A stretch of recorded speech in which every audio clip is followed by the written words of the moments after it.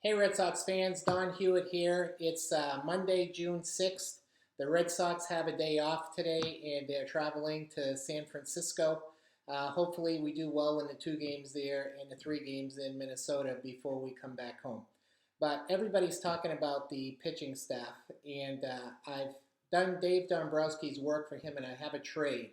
And we can do all of our shopping in one spot with the Oakland A's. The A's are almost out of it. They certainly know they're not going to catch Texas or Seattle this year. Houston is playing better, so at best we're looking at maybe a fourth place finish for Oakland this year.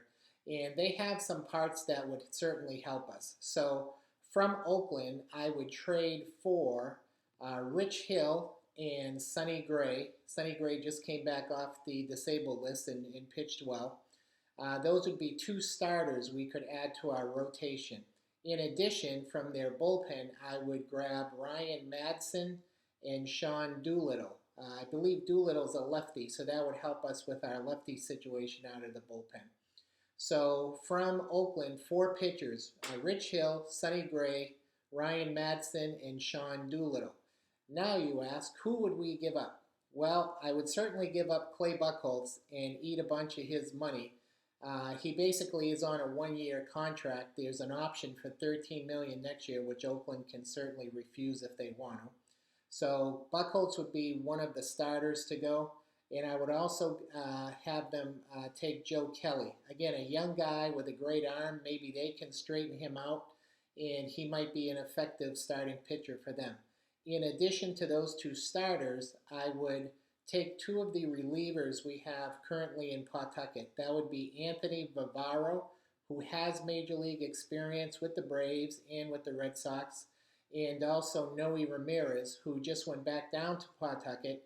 He has been effective and ineffective at times, but again, he's a young arm that would be under control for a lot of years.